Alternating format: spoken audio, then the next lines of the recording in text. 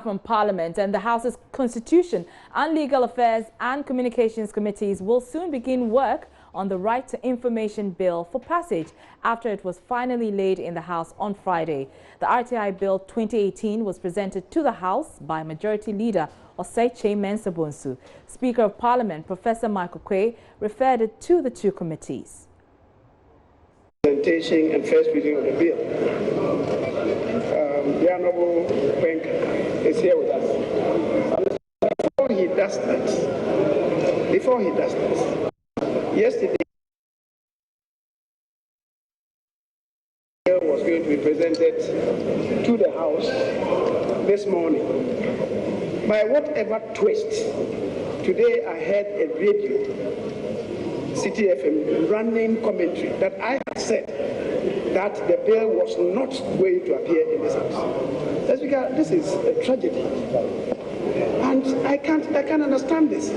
Where people decide to deliberately what others. I'll not go beyond that. I'll not go beyond that. And the reality check is that the bill is with us. So, Mr. Speaker, I seek your to allow the Deputy Attorney General to present the bill.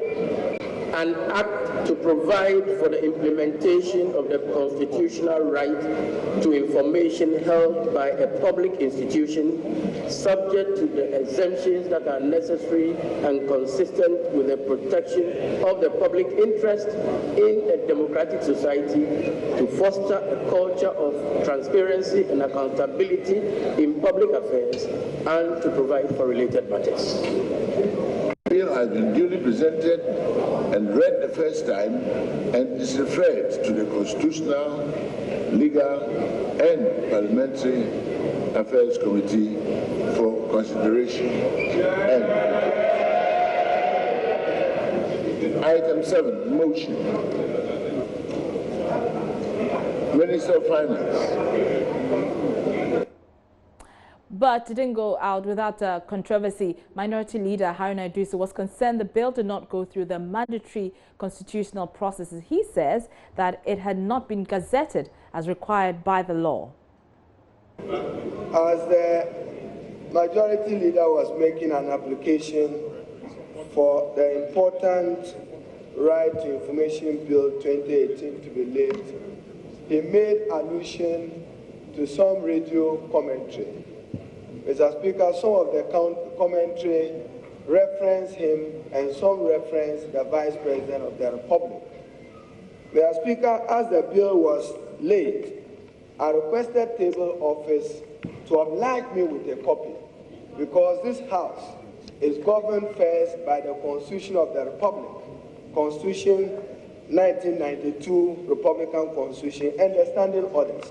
And Mr. Speaker, may I avert your mind that an important legislation, its introduction we support, but it must be respectful of known procedure and especially the Constitution. May I respectively refer you to Article 106. Article 106, in particular 2B, and it reads, the power of Parliament to make laws shall be exercised by bills passed by Parliament and assented to by the President. No bill other than such a bill as is referred to in paragraph A of Article 108 of this Constitution, this is mine, which largely refers to financial bills, shall be introduced in Parliament unless, my emphasis, Mr. Speaker, 2B, it has been published in the Gazette at least 14 days before the date of its introduction in Parliament. I'm holding a copy of that important bill. The Honourable members, there will be order.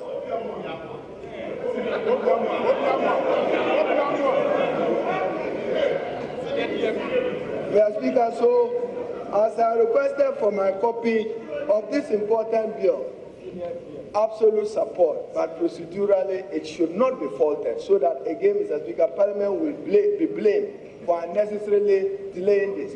The President has made public allusion. So, date of Gazette notification after page 43, there is no indication.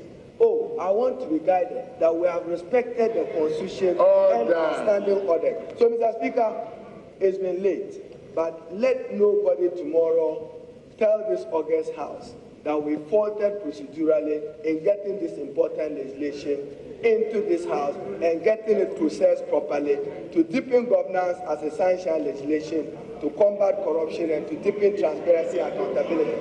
I request that the Communications Committee join the committee. I so submit.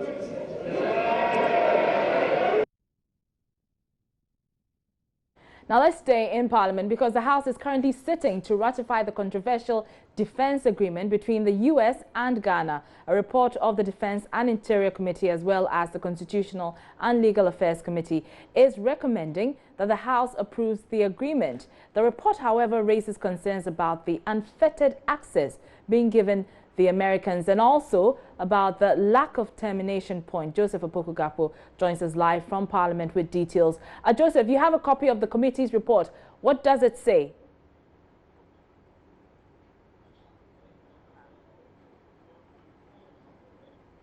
Hello, Joseph, if you can hear me, I'm asking, what does the committee's report say?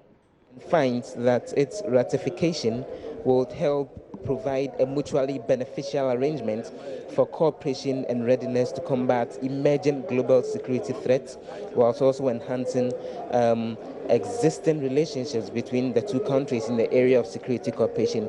And the final part, it says the committee therefore recommends to the House to adopt this report and ratify by resolution the agreement between the government of the USA and the government of Ghana, the status of defense forces and access to use of agreed facilities in areas in Ghana per the standing orders of Parliament. So that recommendation has gone out that approval should be given for this particular document, except that there are few issues that the document raises. And I'm just quoting again from the document that the committee noted with concern the unfettered access that this agreement grants to the aircraft, vehicles and vessels of the U.S.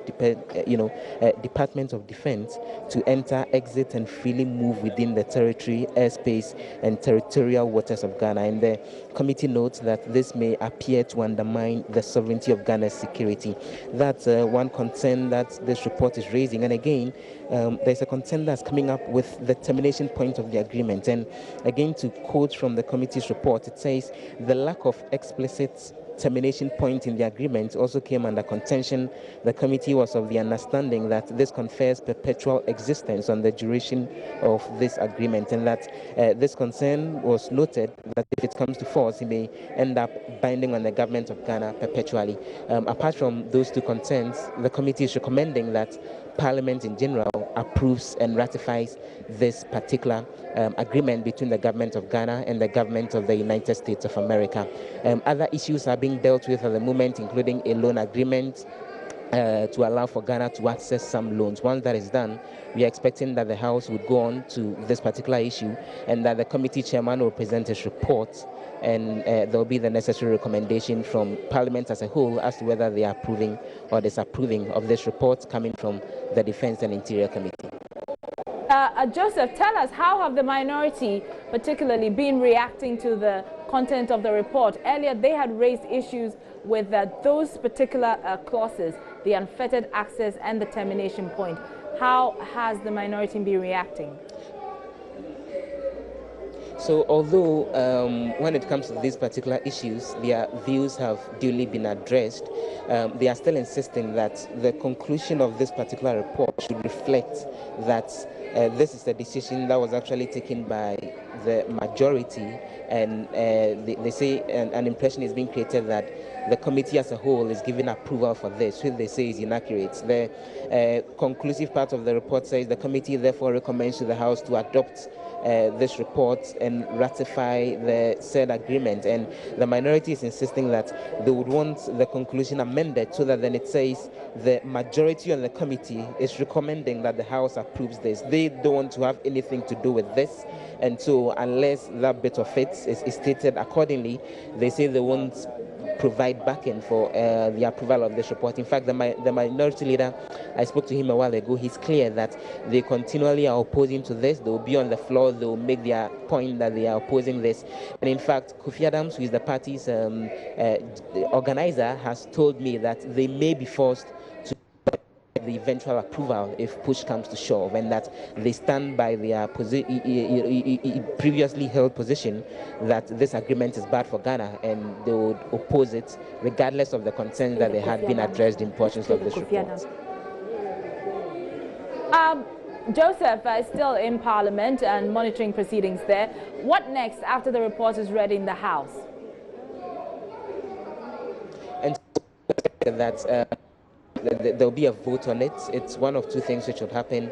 The Speaker will call for a voice vote. Once that is done, if he's convinced that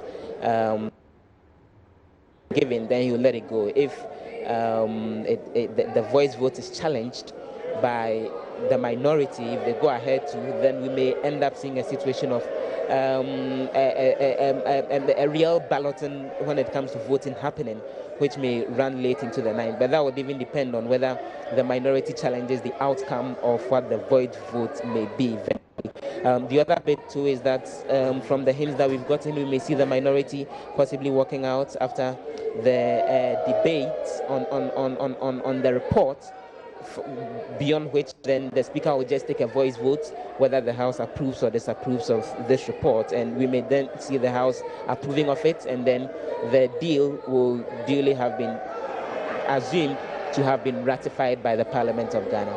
All right, many thanks. Joseph Opoku-Kapo is a parliamentary correspondent. We'll get back to him because there's still a lot to be discussed on the floor of the House, and they're not ending anytime soon, as you heard Joseph Opoku-Kapo say. But still on the subject, the opposition National Democratic Congress insists it will terminate the controversial U.S.-Ghana military agreement if it wins power in the next election.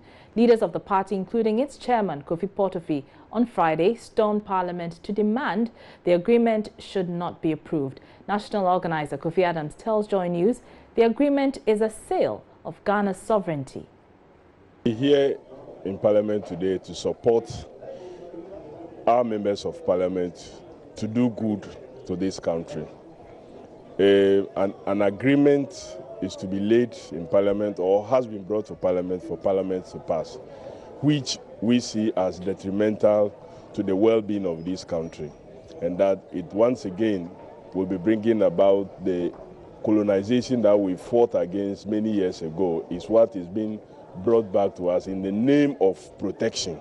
And we think that it is rubbish, it is unacceptable, and it is something the good people of this country must not support and are not supporting. And so the best we can do as a party is to be in Parliament today to show support with our members. At least if the MPP majority decides to sell Ghana, Ghanaians will know that the NDC minority is opposed to selling Ghana. So let's talk about what had happened earlier. Now we'll look at it a little later, what is happening in Parliament, because the initial report did not capture the views of the minority, and the Speaker has directed that should be done, and then that final report be brought to the House. Sure.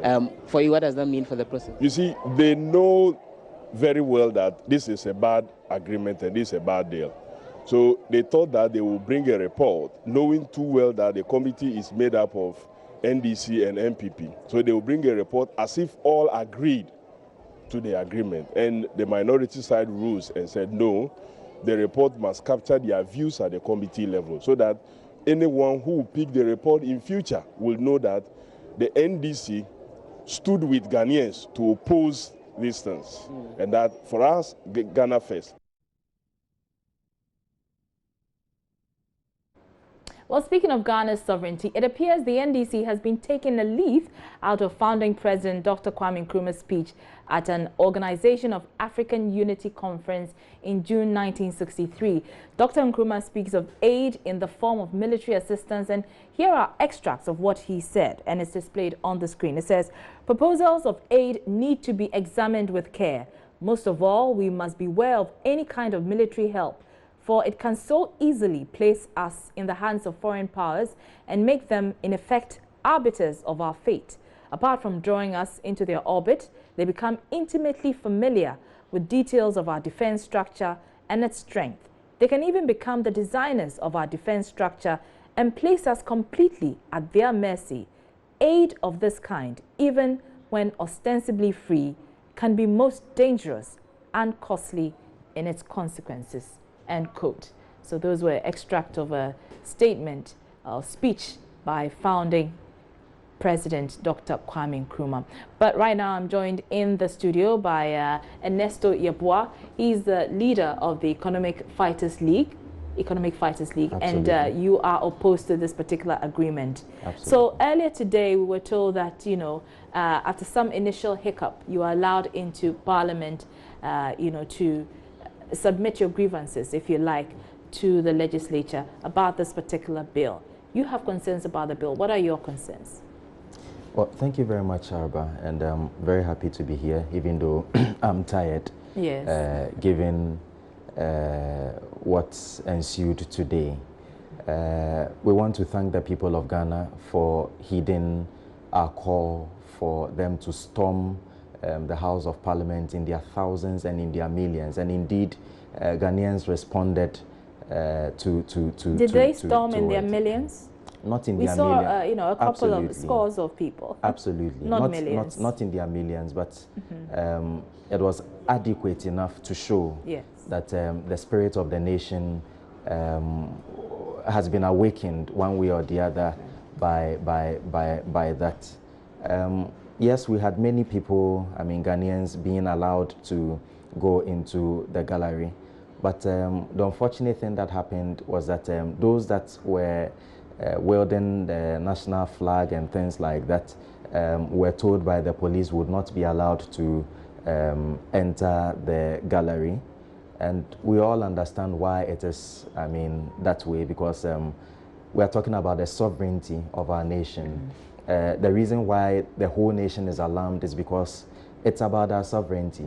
And when we asked that, where is this order coming from, they said above. Of course, the powers from above don't want to see any nationalistic sentiments arousal. He said when you asked them, they said orders from above. When you asked who that's exactly? what Commander Ochil of the Ghana Police Service in Parliament told us, that they cannot allow people holding the national flag into the House of Parliament. So we are very clear in our mind right from day one, and we haven't been wrong about what this whole thing is about. It's about the attempt to recolonize our nation once again. And all those who sat in cabinet to even have this approved and roll it over to Parliament would have some questions to answer for posterity. In fact, if Parliament goes ahead in passing this very useless agreement, I mean, with all due respect, even if they are dead, a day would come in this country that their bodies will be exhumed and punished accordingly. Because they have... I fail to see how you punish, you know, cops. But absolutely, let me ask but that shows you our determination in seeing to it that nobody causes this country harm. We have had enough of this type of Esau leadership, a leadership that doesn't care about the people, a leadership that doesn't think about tomorrow. A nation with a history of colonialism must be guided. Let me ask you, what has changed, Ernesto? Because we do know now that this agreement existed as far back as 1998. And the previous government, the previous administration, the John Mahama administration, also signed on to this agreement. So what has changed now? Now, what the Economic Fighters League has been avoiding, and what the Ghanaian people in their majority have avoided in this particular issue, has to do with the trap of entering into the MPP NDC Yeninaya Bopepepe pettiness. We don't care what the NDC has done. We don't care what the MPP must have done in the past. What we care about is the current existential threat that exists. The document before them is a treasonable document, one that compromises the peace and security of our nation, because our destiny is about to be sold. Our sovereignty is about to, I mean, be handed over to another nation. And that is what we want to focus on. We want that sheet of paper eliminated from the tables of Parliament. We want it expunged, expelled from the House of Parliament beyond any conversation. Why do you say that our destiny is being handed over to another country? The U.S. says that it is only providing training, support to our military personnel. So why do you believe that we are handing over, our sovereignty? Yes, if you are offering training and a so-called support to our army, does it include usurping, how do you call it, our airspace, our land space, our sea space, our frequency space? In fact, under the agreement, they can actually take over Joy 99.7 as a frequency space they want.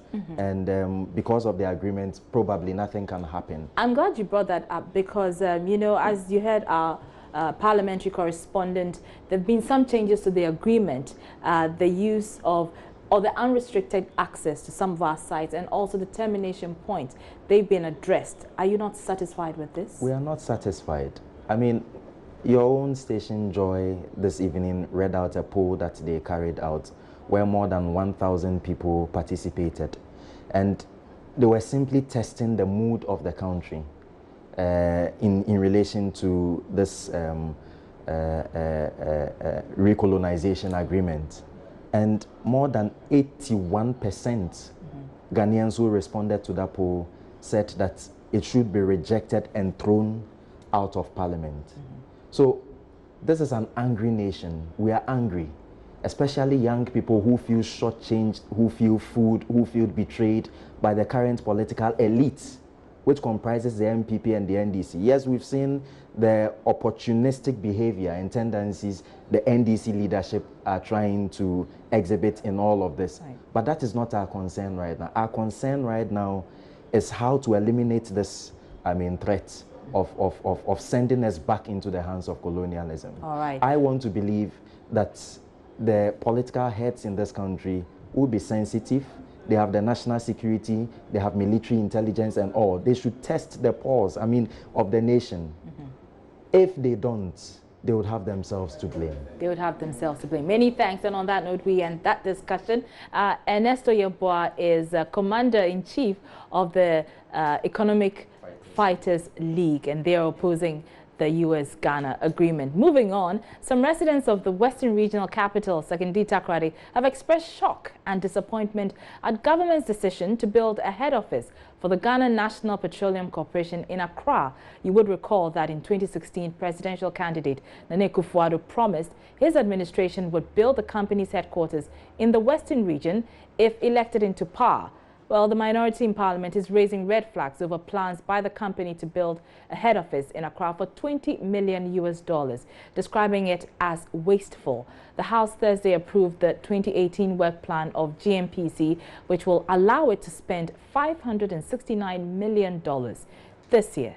Minority spokesperson on finance, KCL Atuforsen, says much of the planned budget is a wasteful expenditure. The 2018 program of activities for Ghana National Petroleum Corporation is something that stinks. GNPC is deviating from their core mandate as enshrined in law. For some strange reason, GNPC is saying they are going to spend $20 million for the purposes of building their head office in Accra. In spite of that, they have an existing head office. They are saying they are spending 13.4 million Ghana cedis to renovate that office. What are they renovating? Let us not forget that the same people have budgeted $20 million to build a head office in Accra. Again, they are saying that they are going to spend another $10 million to build an operational office in Takoradi. My brothers, I grew up in Sekondi Takoradi. I was born in Sekondi Takoradi. I don't know of a building that will cost $10 million. Operational office, $10 million in Sekondi Takoradi. But Energy Minister Boakye Jarko has justified the decision to construct the GNPC head office in Accra. According to him, doing so will save GNPC $50 million on the venture. He says the initial projected cost was $76 million. For a GNPC headquarters that was projected to cost $76 million. We thought it was a ridiculous amount. And so GMPC was instructed to look at the project again. What we have been able to do is to scale down the project and also now commit $20 million to the project. Obviously, at the end of the project, we estimate 20 million. At the end of the project, we expect plus or minus another 2 million. So when the charge was made that 20 million is excessive, I wanted to point out to my friends on the other side that we have actually climbed down from 76 to 20. And maybe it was their place to applaud. They are not going into the mining sector. This was our inheritance. When we came into office, the project was on. So it was our inheritance. Now, if anybody has focused GMPC on its core mandate, it's President Kufuor.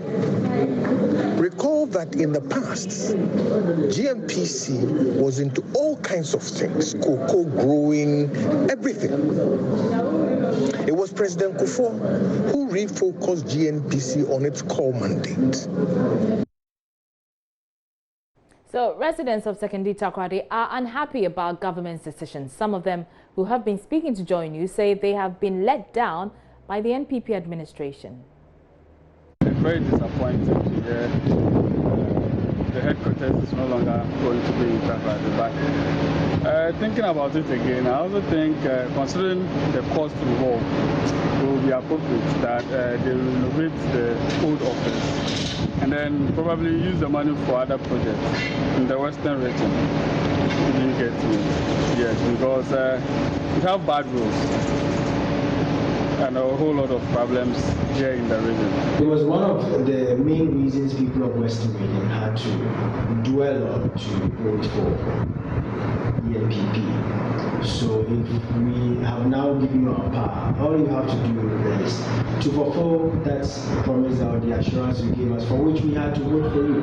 Now, if you are telling me that the promise you gave me is no more coming to materialize, what else do you expect me to do? You don't want a region that is started as the best in the country to have what it takes to be the best, but rather you send everything to Accra. And what are you telling us? People of West Region, I must say that are not in tune with this at all. We are not excited. You're watching Joy News Prime with me, Araba Kumson, and still ahead is business and government secures Parliament's approval to raise up to $2.5 billion in Eurobond sale and targets April ending to raise all other funds from the international capital market.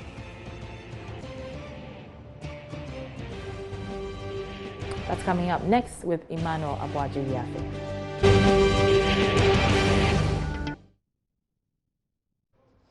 Hello again, good evening to you. Time now for business, but before I bring to you the stories, let's get to Parliament to see what is happening there now.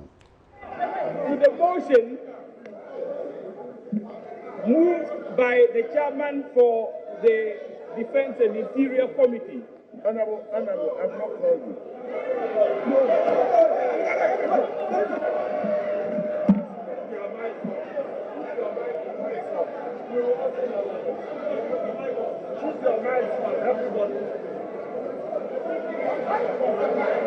The seconder of the motion is on his feet. Honorable, have you concluded seconding the motion?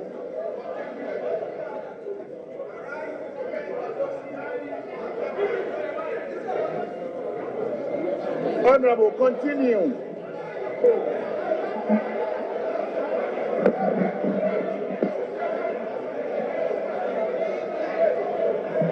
All those who are interrupting normal debate by preventing the honorable member on his feet from speaking must be very, very careful. Otherwise, the marshal may be asked to act. Honorable member, continue.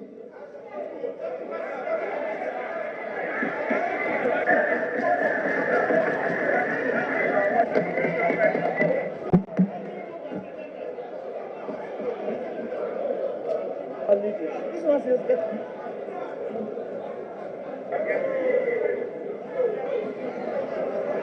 working out.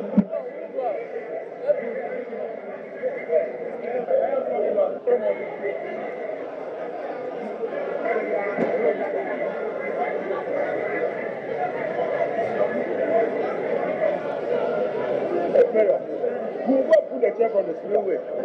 Like the case of stopping in Nigeria. If all six honorable members will take their seats, if honorable members will take their seats,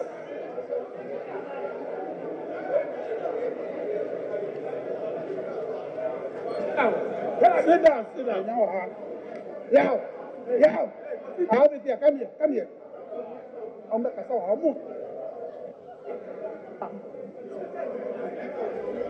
All right, so you saw some excerpts on the debate on the Ghana-US military cooperation currently ongoing in the House of Parliament. Let's do business now. And government has secured Parliament's approval to raise up to $2.5 billion in Eurobond sale. This was after the Finance Committee recommended to the House for consideration in terms of how it intends to raise the funds. Meanwhile, the minority is challenging government's transparency in the use of such funds. Arthur Forson is former Deputy Finance Minister. If you look at the memorandum that was submitted to Parliament, the terms are clear. The government intends to go to the capital market to borrow up to 2.6 billion Ghana cedis. And then the use of proceeds, you definitely will have to find out what they are going to use the money for. We were told that they are going to use 1 billion to finance capital expenditure in the 2018 budget. Capital expenditure in the 2018 budget. They are going to use another 1.5 billion for the purposes of liability management, and to use 500 million US Ghana cedi equivalent in the form of global depository notes. I have concerns. My first concern is that global depository notes, they are treating global depository note as if it is a domestic loan. It is not, because the participants are foreigners. They are settling the loan in foreign currency. The time comes for you to repay, you are repaying in dollar. In fact, they are going to repatriate even the coupon, their interest rate in dollars. So how can you classify that as a domestic bond? It is definitely not the case. The second point relates to the 1 billion US dollars. They claim that they are going to use it to fund capital expenditure in the budget statement. I have concerns. My concerns are basically, in the memorandum that they sent to us, in the document that they gave to us, they have attached use of proceeds of the 2018 bonds. And they are saying that Ministry of Agriculture, they are going to spend 165 million. Don't forget that they've said earlier that project in the budget statement, 165 million for Ministry of Agriculture. And then you have the under infrastructure, Ministry of Roads and Highways, they are going to spend 2.8 billion Ghana cedis. You see? And the Ministry of Railway Development, they are going to spend 475.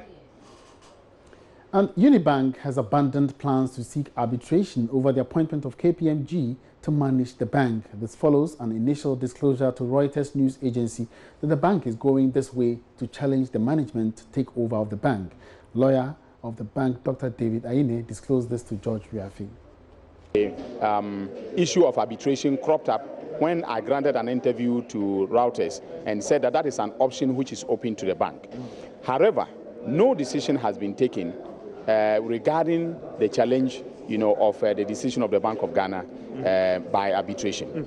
So, having a hindsight of that statement that was already out, as we speak right now, have you abandoned that position, or it is still on the table, or it's under consideration, or you are not going to contest the Bank of Ghana on the appointment of an administrator to take over the bank?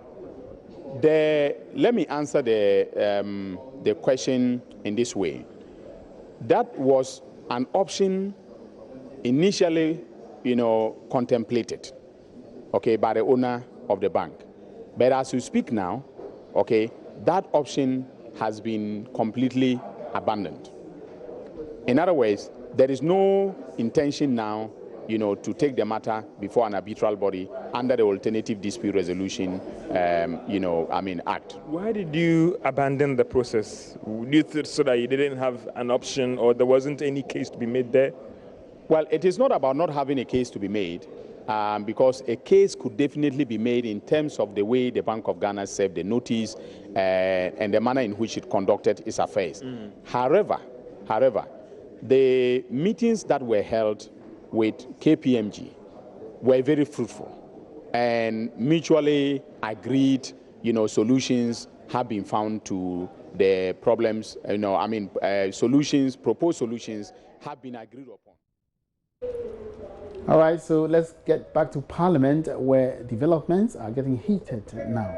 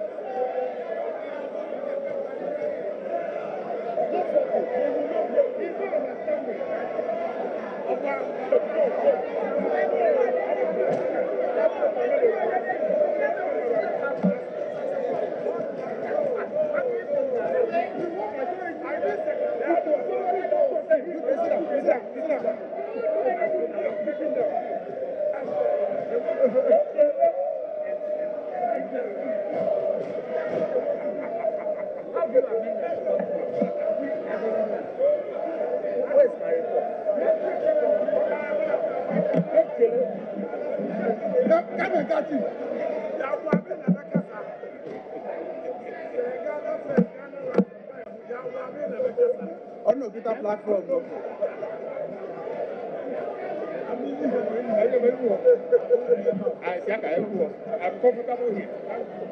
I'm very comfortable.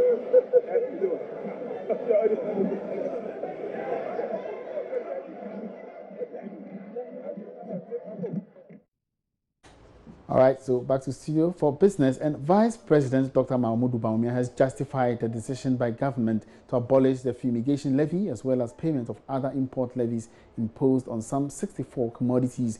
The fumigation levy, for instance, was expected to help the Ghana Health Service and Revenue Authority raise funds to support fumigation of shipping containers and other imported commodities before they get onto the Ghanaian market. However, after a huge public outcry, government has decided to scrap the levy, arguing it will impede investment drive through the ports. Dr. Bawumia stated this at the Maiden Youth Entrepreneurship Forum organized by the National Youth Authority in Accra.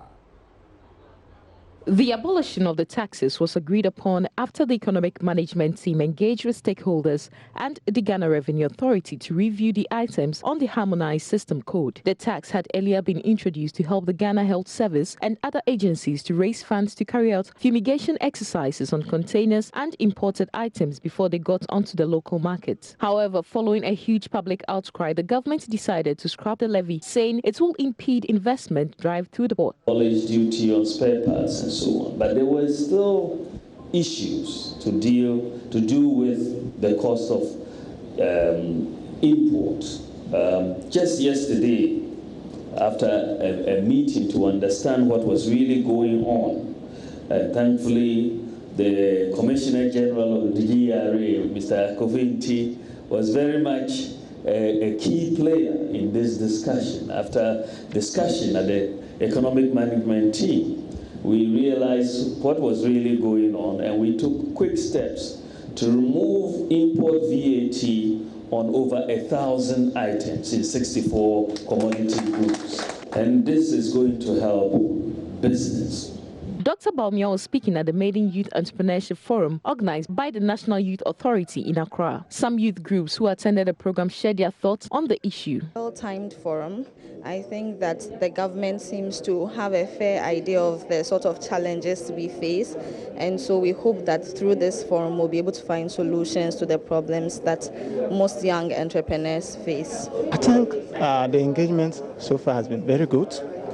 It is laudable, and I hope such will not be the first and last, because this is an opportunity to meet all the leaders or the CEOs at a forum like this to discuss our concerns and plights. We all know that entrepreneurship in this country is not easy. It's like being an entrepreneur in Africa or Ghana is like the biblical saying, you facing the Goliath. It has not been easy. For such an opportunity to be there, I think it's good for us. Are you satisfied with the answers given by the Vice President so far? Because you've asked him a question about NIP, and are you satisfied? I think I'm over-satisfied. I'm overwhelmingly satisfied by His Excellency, the Vice President of the Republic. Ebenezer Sabute's report for Joy Business. And that's it for Business Tonight. There's more news ahead. Don't go away.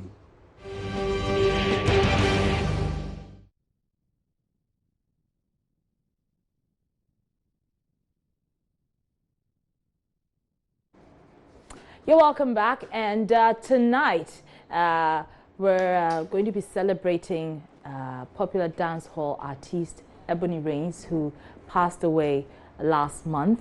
Tomorrow, as you know, Saturday, she will be laid to rest. But tonight, a concert is being held in her honor, and we're taking... That is where the stage is set up, and we have the screens that is showing videos of Ebony. People have started trooping in. Yes, people have started trooping in. They are coming in the numbers. None of the artists are here, but on the bill, we're going to be having Stonebwoy, we're going to be having Samini, we're going to be having Sarkodie, we're going to be seeing Papi Kojo, we're going to be seeing a whole lot of artists, including Shatta Wale is going to be here this evening. Well, this is how the place is looking like. Already, the crowd have started getting geared up, and it looks like they're having a lot of fun already. The stage is what you are seeing behind me, with lots of people already coming in. Well, tonight promises to be very entertaining, very exciting, because like I said, the likes of Samini, Stonebwoy, Shatta Wale, Sarkodie, looks like all the big guns are going to be here. It's going to be a memorial concert for Ebony, and it's going to be a very, very touching one, because this lady under 1 year has done what a lot of people within 10 years have not been able to do. So it is going to be something sort of a history in the making. So I'm just wanting to take you around a little bit to see what is going on. This is where the engineer is set up. This is where the engineer is set up, and at least this is what is going on now. The main squad is, the squadron itself has not started being active. DJ Shuawa is built to perform tonight, and he is currently on the stage. He is playing, and you can already see some excited crowd on my extreme left. So this is what is happening here, the memorial concert for Ebony tonight. I haven't seen any of the artists here. None of the artists have come yet. Not even the underground artists who are supposed to be the whip-up for the stage. But definitely, I am thinking they're going to be here. They're going to start tripping in around 9 p.m.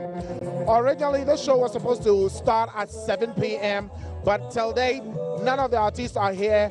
Everything is set up. Everything is ready. You can see the lighting. You can see the stage. And that is what we're waiting for. Now, it looks like we're just waiting for the artists and also the crowd. When I was entering, I saw a lot of the crowd at the gate, queued up, ready to come in here. 10 cities, like Bullet said, and that is what they are trying to gather to build the foundation for Ebony. This is where the whole place is going to take place. This is where all the artists are going to be on. And this is where, we are going to have a march from here to the quadrangle of the Parliament House. That is after the memorial service. We're going to have a procession from here. Now let me take you to this crowd. an excited crowd, an energetic one. I don't know what they are cheering up for, but it's Ebony's song at the background. And this is what the crowd is doing. It's Mama Shay. And they are so excited. So this is what is happening over here today, here at the trade fair at the Squadron. Yeah, you can see the squad, they're already cheering up Ebony, even though Ebony is not alive, even though she's dead and gone, but they're still remembering her. Okay, so that's what we're having here at the trade fair.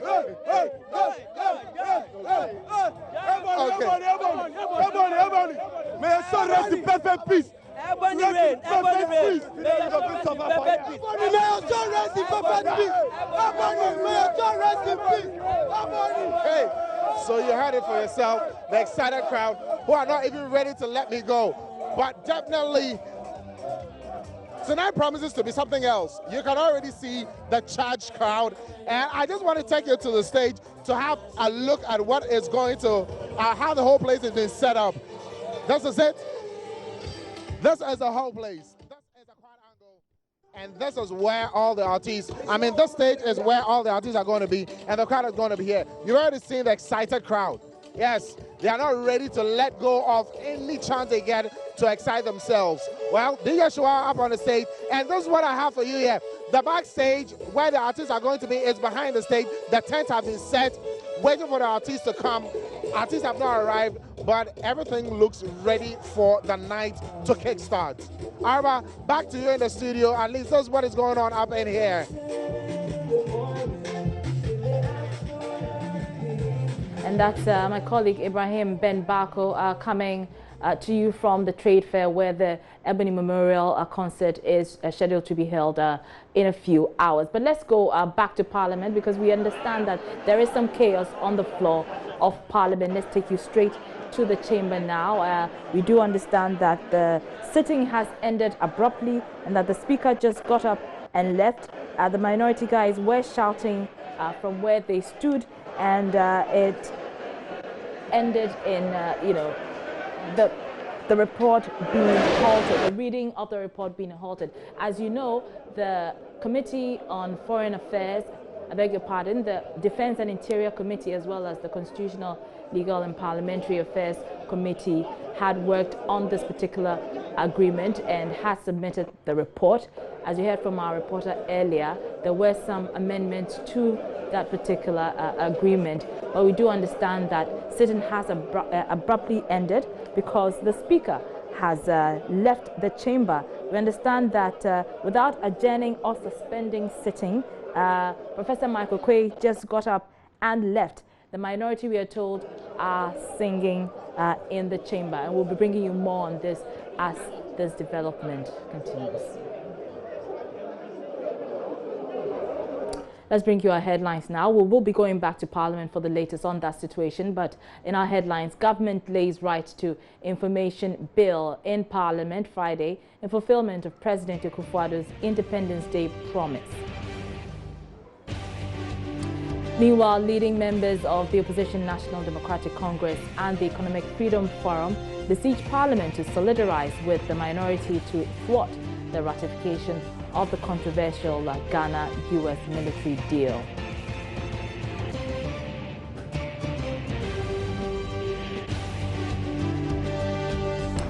In business, government secures Parliament's approval to raise up to $2.5 billion in Eurobond sale and targets April ending to raise all other funds from the international capital market.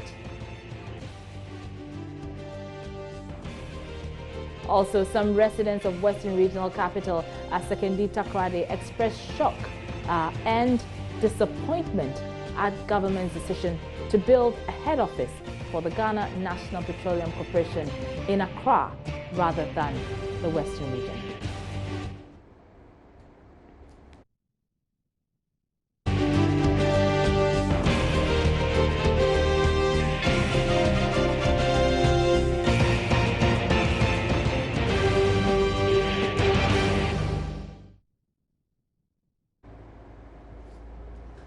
You're welcome back. This is Joy News Prime. Let's head back to Parliament, where the the Interior and Defense Committee had laid the report on the US-Ghana joint military agreement. As we indicated earlier, sitting was suspended abruptly, but we do understand that the Speaker is back in the chamber. Let's go live and speak to our correspondent, Joseph Opoku-Gapo, for the latest. So, Joseph, tell us exactly what happened.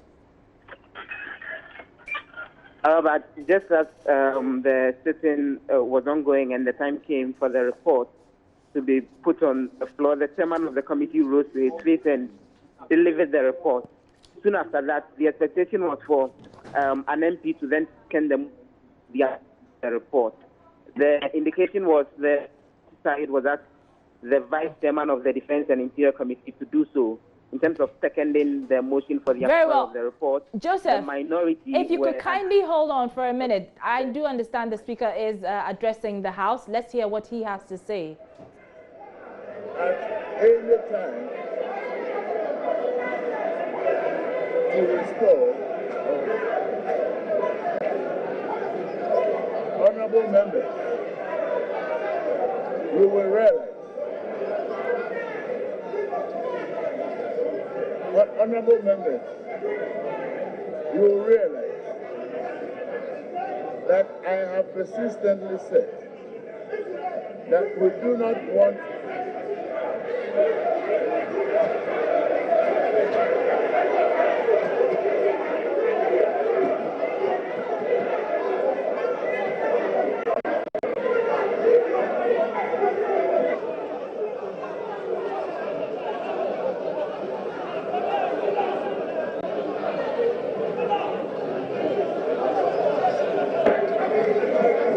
on the line. Joseph, if you can hear me, what exactly is happening on the floor? We see the Speaker attempting to, address the chamber, but there's so much chaos on the floor. He's struggling. He's struggling to control proceedings on the floor. He's been, since he got back, he's been making the point that anyone who is a guest in Parliament, like those who are sitting in the public gallery at the moment, need to exercise a certain kind of behavior. The point that he's been trying to drum home.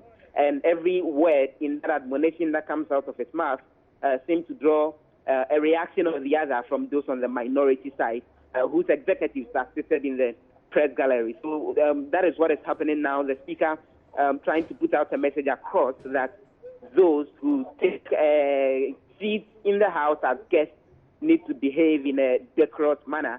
And looks like the minority members are not happy with what the Speaker is saying.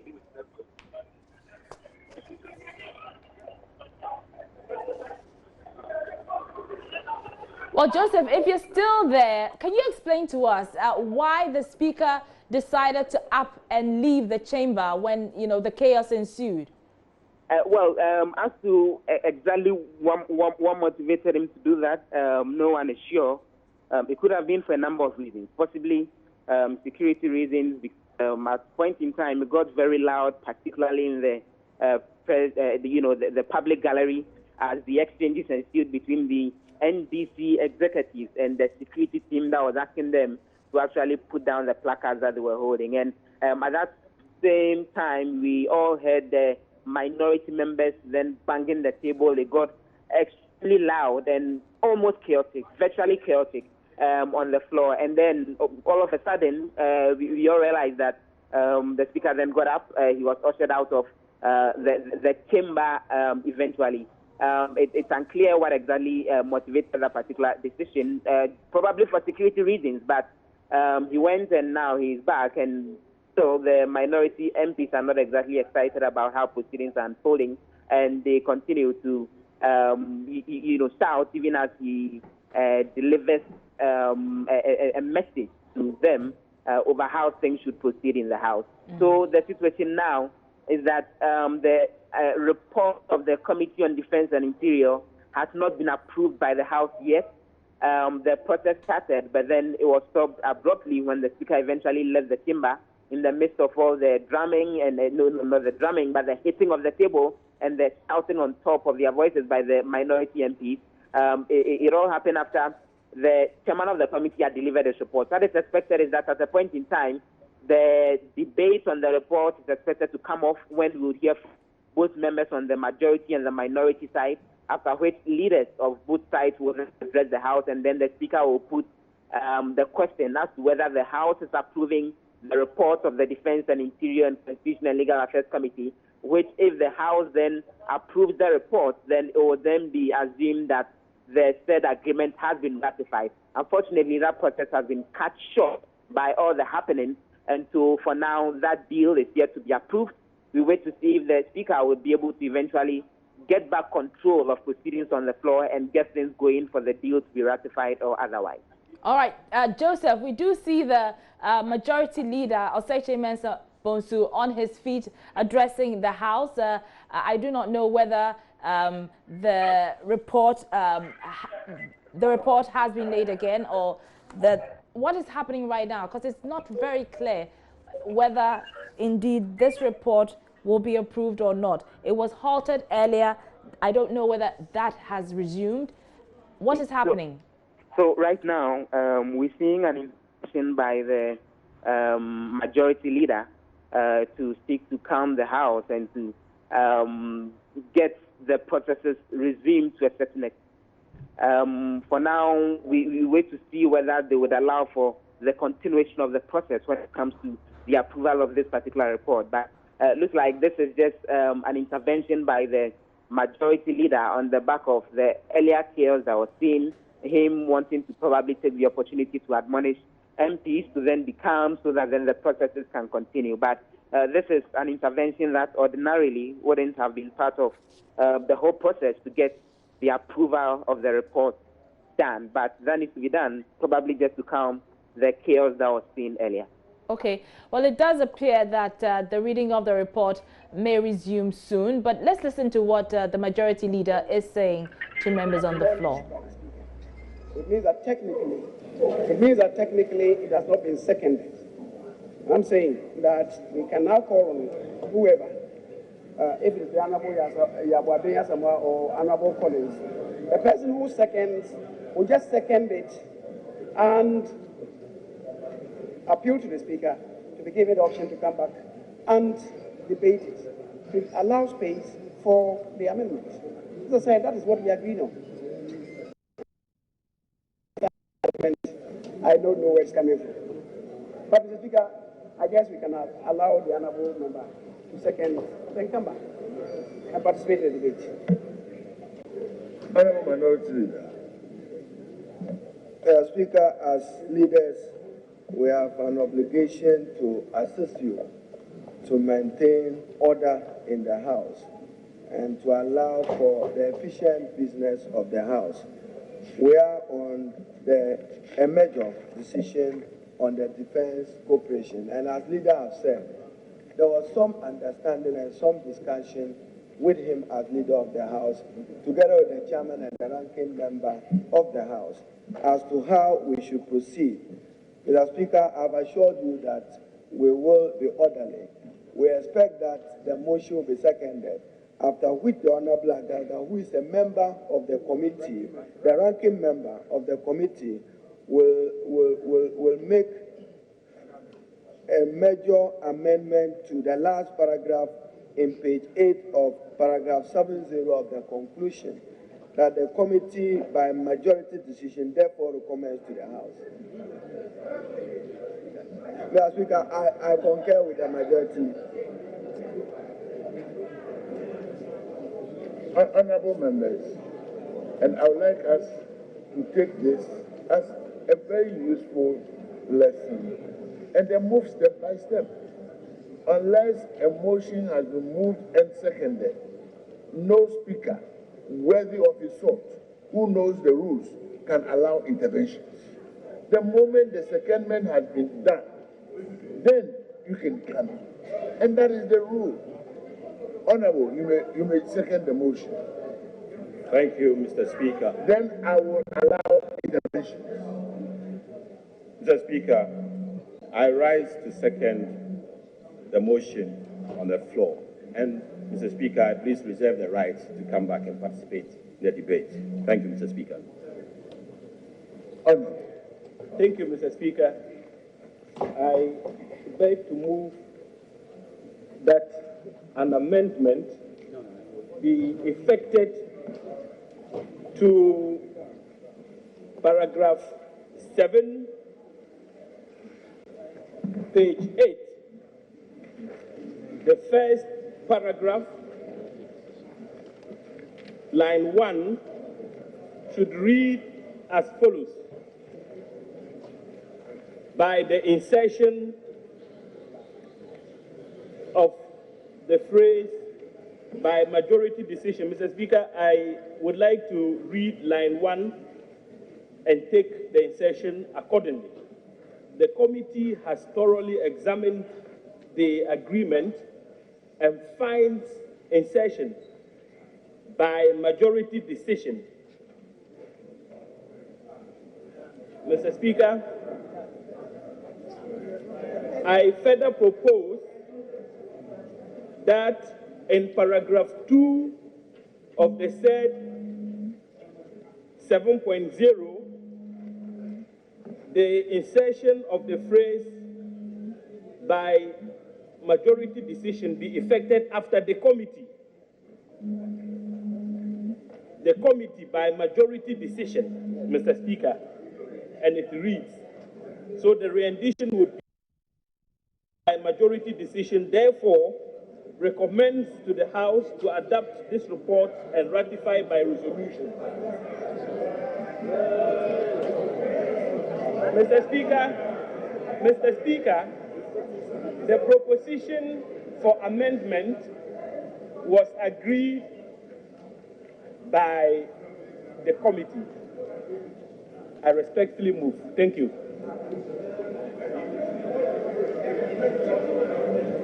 Chairman of the committee. Let's speak. Are you an item on this? Are you agreeing on this? Simple matter. Mr. Speaker, I agree. And in furtherance to that, Mr. Speaker, I seek your leave to... All right, so yeah, you saw the proceedings on the floor of Parliament, and the members are amending portions of the agreement, the report by the Interior and Defence Committee of Parliament. Joseph Opoku-Gakpo is still on the line with us. Joseph, tell us, so what happens next from here? So from here, it's expected that after the amendments are made, there is the attempt by the chairman of the committee to make further amendments to the report that has been brought to the floor. Once all the suggested amendments are approved, there will then be the debate where MPs will be contributing and be making their own submissions on what they think of the report.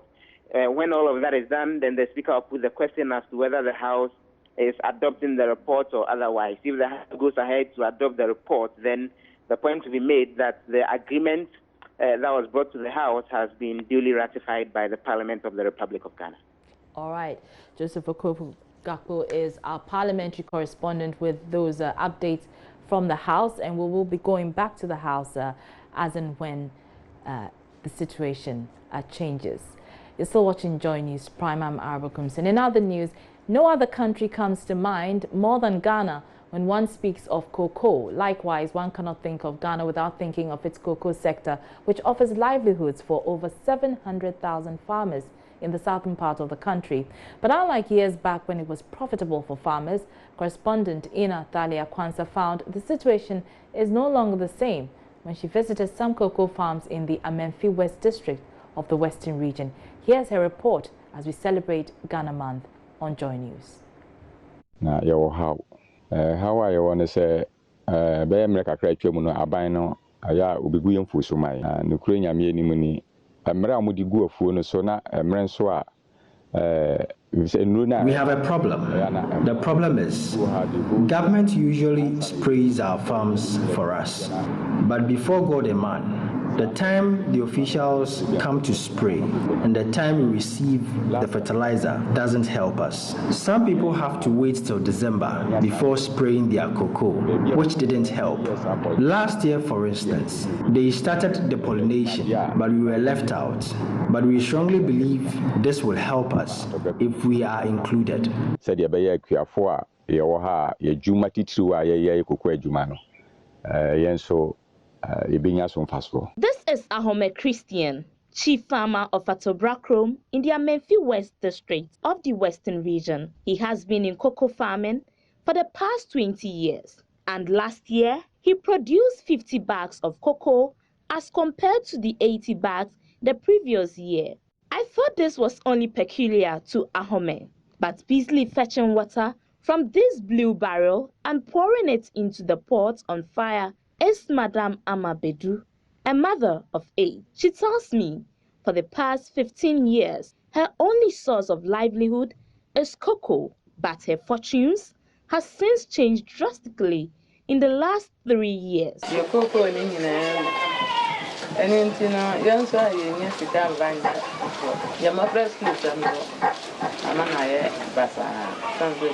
All our cocoa trees have died, and we don't have money to do any farm. This has affected the education of our children. These ones sitting here are supposed to be in school, but they are all with us in the village. I want the agric officers to assist us, get loans or fertilizers, which will help those nursing new cocoa. She doesn't only have issues with fertilizer inputs and financial support from governments. She also complains of not benefiting from the cocoa scholarship scheme. If our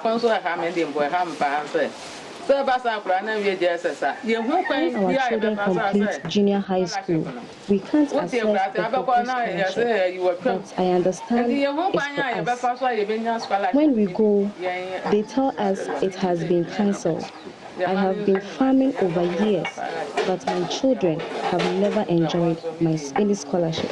Like a mat made from raffia palm knitted together, suspending on 4 wooden poles, is a structure which was used for drying cocoa. But she tells me, since last year, it has lost its value. Now it is used as a drying line. She points in a distance, a feeble attempt to show me her cocoa farm. She will not take me there. Nestled on a side of a hill in a distance, she tells me all her cocoa trees now serve as firewood. In his working chair and busily sharpening his cutlass is Nanawusu, a well-known cocoa farmer. He confirms Madame Ama Bedu's story.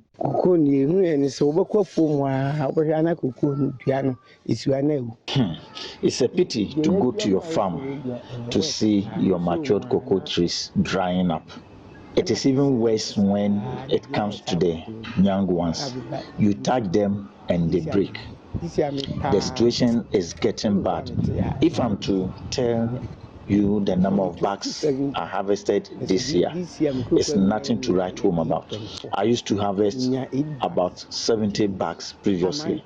This year, you will not believe that I could get only 8.4 bags. So I'm in a very tight corner.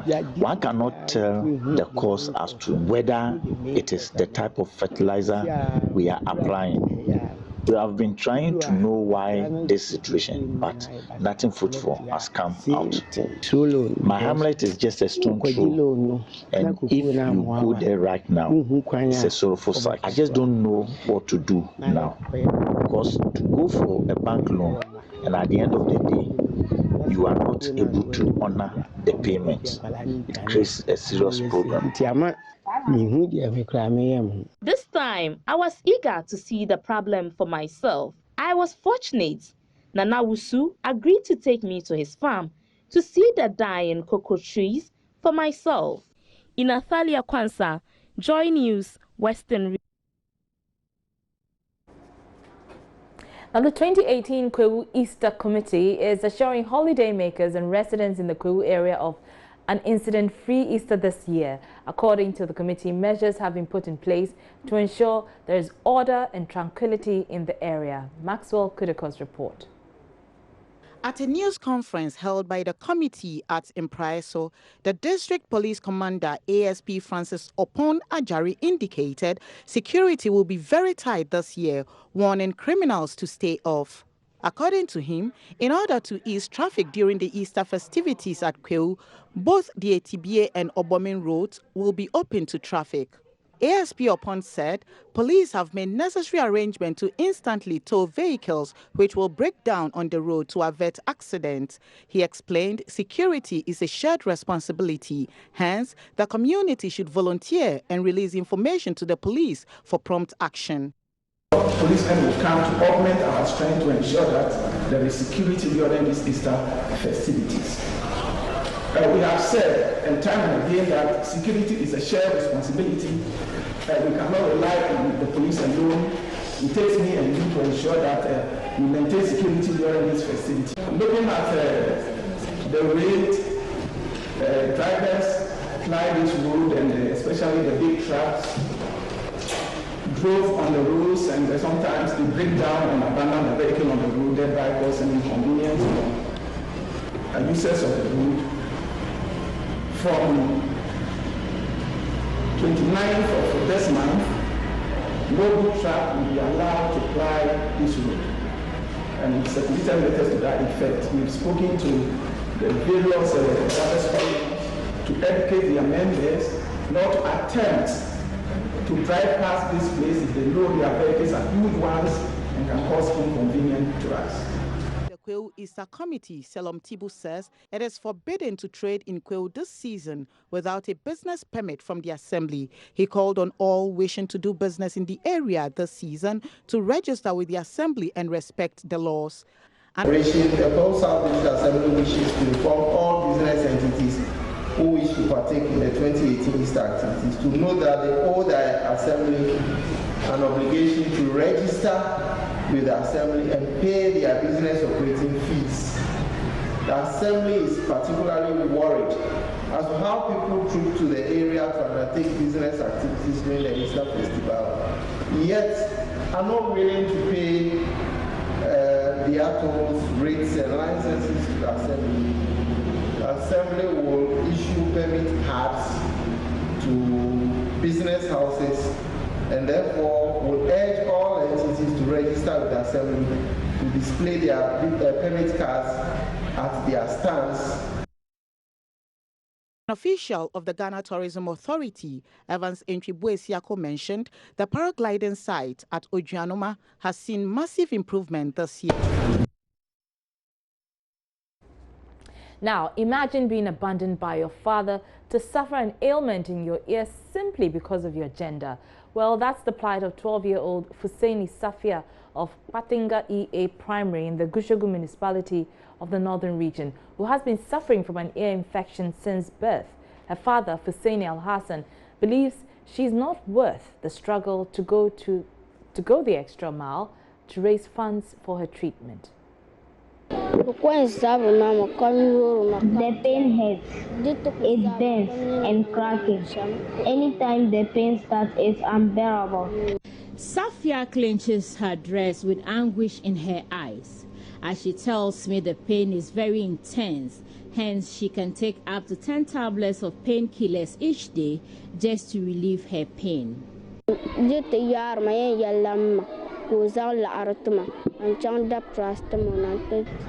the pain starts, I tell my mother and she gives me money to buy paracetamol.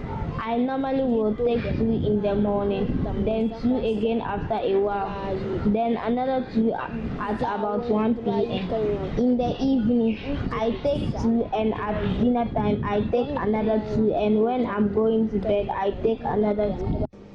She says when she was referred to the Tamale Teaching Hospital, her father said he didn't have money to foot her medical bills.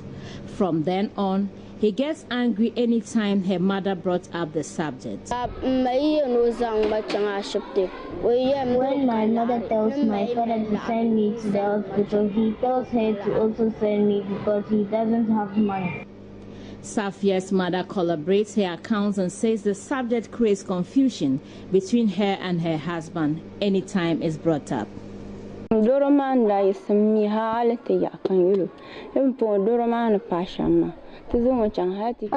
him the stage the ailment have gotten to, we need to send her to the hospital.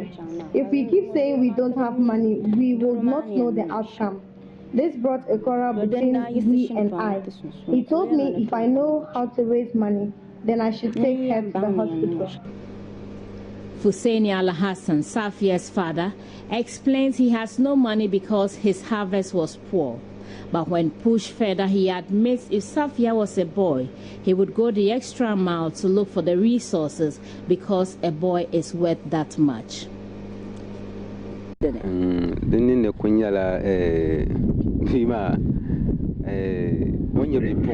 admit because she is a girl, that is why I'm reluctant to put in an effort. If he was a boy, I would do my best to treat him because he helped me on the farm. Safia can do much better if the ear infection is treated properly, so she can go about her studies without pain. For Joy News, Martina Bugri reporting. So let's go back to Parliament for that developing situation there. As you know, they are discussing the report on the Interior and Defense Committee's report on the Ghana-US Joint Military Agreement. Let's hear from MP Yabwabing Asamoah. To carry out our duties responsibly, we need cooperation to access modern weapons, to access modern training, and to discharge our duty to the world. Mr. Speaker, paragraph 6.4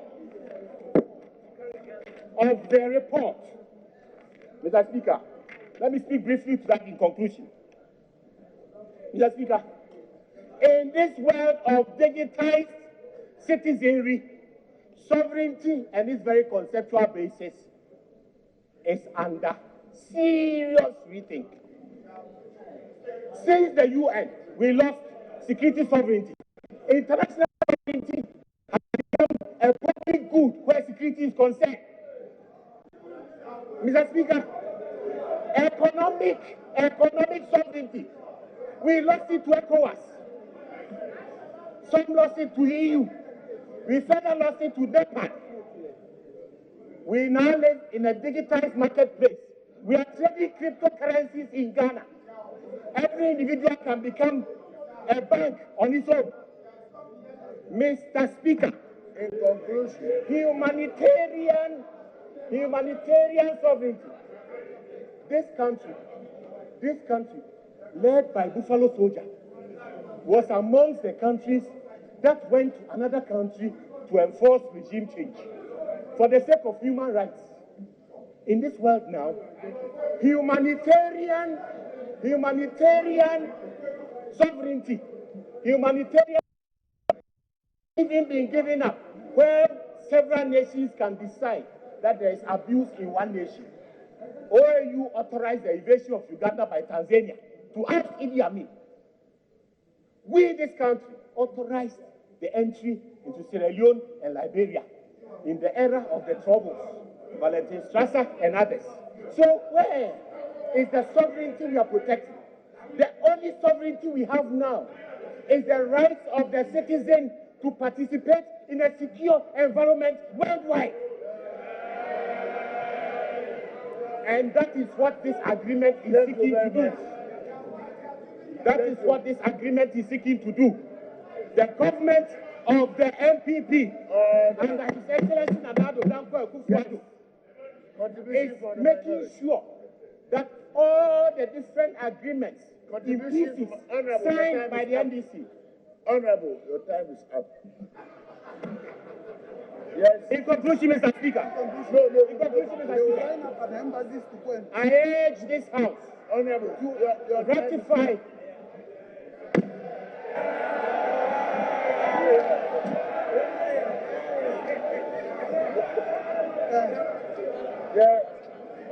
Please. Honorable Minority Leader.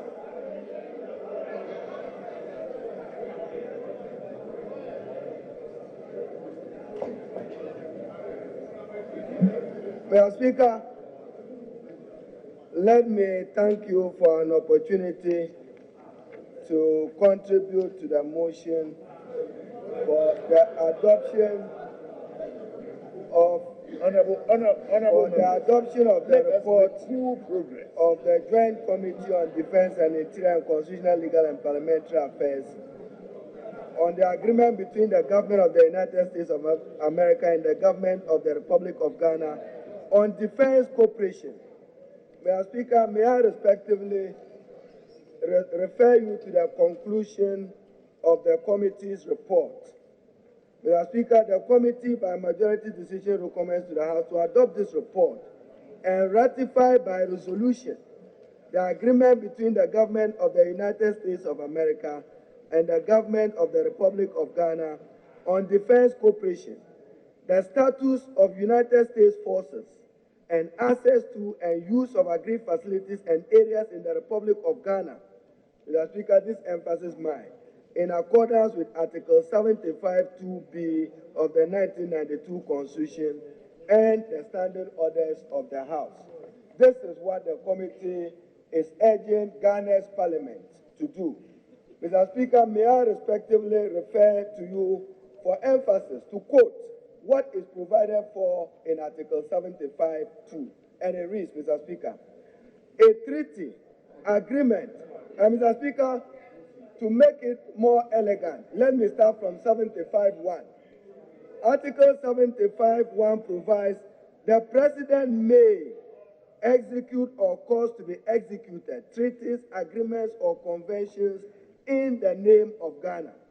75(2) provides, and I quote, a treaty, agreement, or convention executed by or under the authority of the President shall be subject to ratification by A, an act of Parliament, or B, a resolution of Parliament supported by the votes of more than one-half of all the members of Parliament present.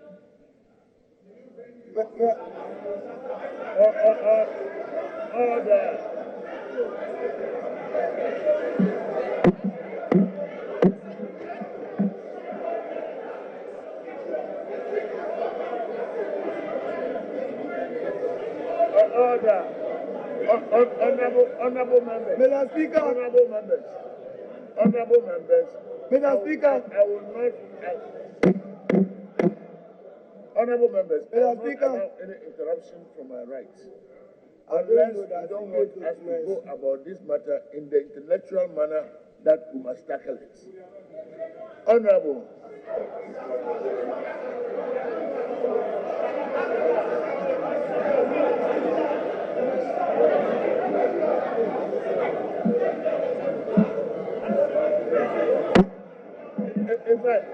In fact, honorable members, order. In fact, sometimes those who ask, in fact, those who ask others to sit down don't know that they rather draw my attention to them. And I mean that if you carefully watch it. So don't advise me to let somebody sit down. I will notice it myself. Because it will unduly drawing my attention rather to that. It's not necessary. Honorable members, I want uninterrupted debate. Honorable minority leader, I will take it that you are now beginning. Please continue. Mr. Speaker, therefore, we are being called upon, pursuant to Article 75. I'm holding the memo of the Honorable Minister for. I'm holding the memo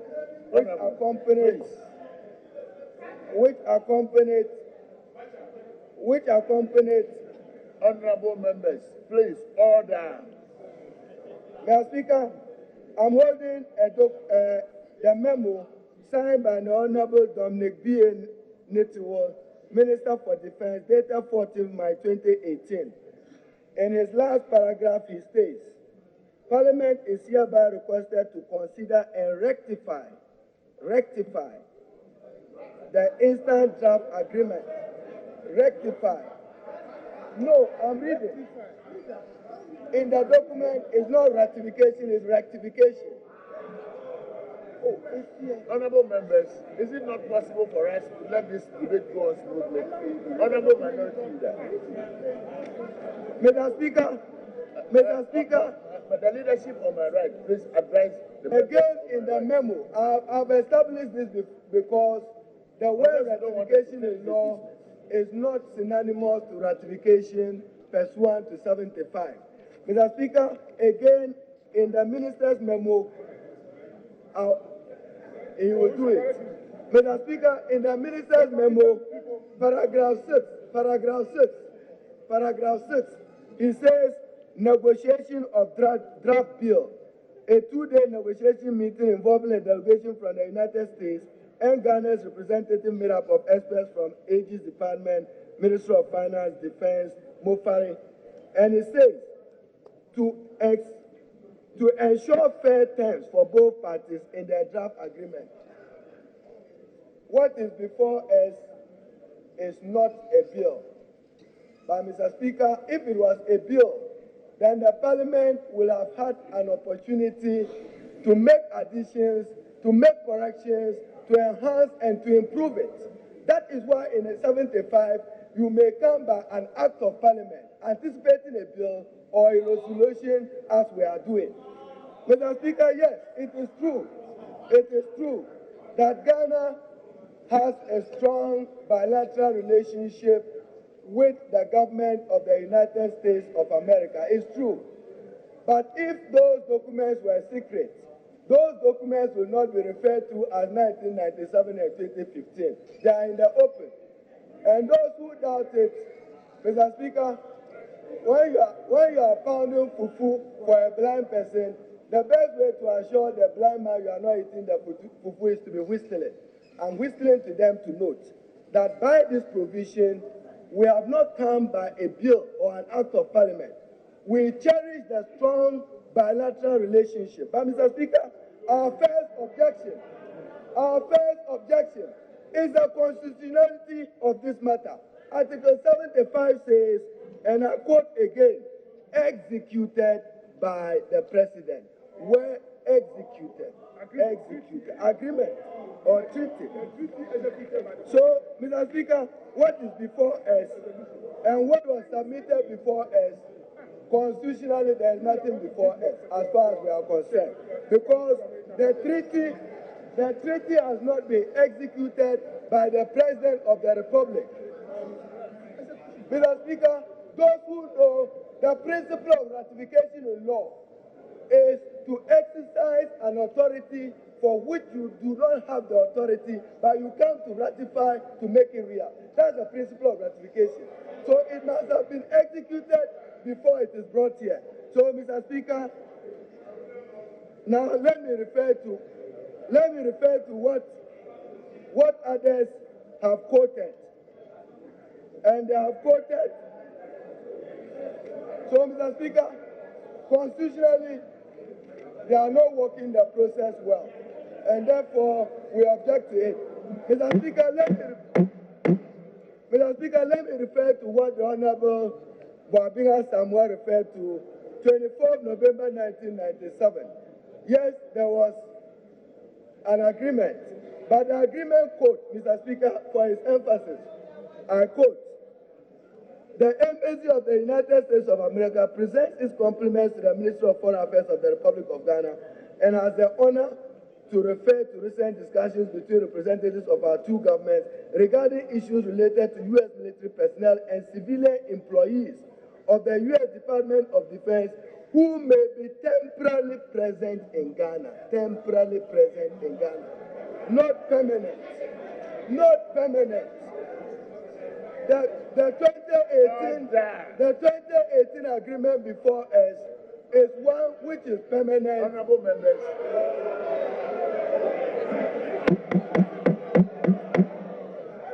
Order. And Mr. Speaker, I'm still on 1997. Applicability, and they should read. They are comparing what in 1997 to 2015. Article 1 says purpose. The agreement is entered into for the purpose of establishing basic terms, conditions, and procedures to facilitate the reciprocal provision of logistic support and supplies. Logistic supplies and supplies. Then you equate that to an agreement which is saying that you must give them unfettered access. You can read Article 19. You can read Article 18 of what has been presented.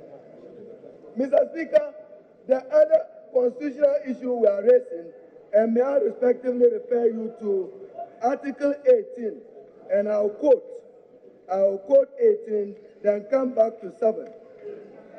Mr. Speaker, Article 18 provides, and I quote, any dispute regarding the application, implementation, or interpretation of this agreement or its implementing arrangement shall be resolved at the lower level possible and as necessary, elevated to the executive agents for consideration and resolution. My emphasis, Mr. Speaker, those disputes that cannot be resolved by the executive agent shall be referred to the parties for consultation and resolution as appropriate, and shall not be referred to any national or international court. Mr. Speaker, people who will be aggrieved by the abuses of human rights have no option to go to court, not local, not national, not international, and you are asking us to approve of this. Mr. Speaker, I go to Article 19, and I quote again. Article 19 provides the Hansard will capture the full text, but my emphasis, Mr. Speaker, says this agreement shall enter into force on the date of the later note in an exchange of notes between the parties, indicating that each party has completed its internal procedures necessary for entry into force. Thereafter, it shall remain in force unless terminated by either party on 1 year's written notice to the other party through diplomatic channels. Then, Mr. Speaker, they provide in Article 14 use of radio spectrum. We have to give them radio spectrum for free. We have to give them access to our runway. And then we must build a runway to suit their purpose.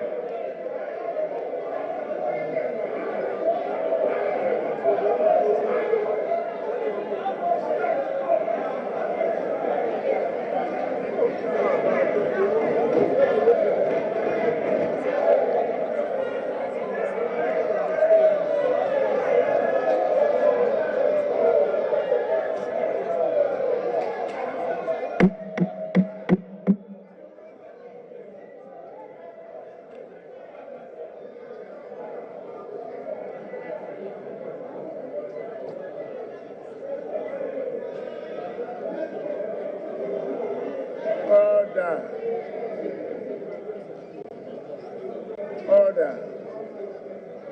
The Honorable Minority Leader has spoken on behalf of the minority in extenso. I will allow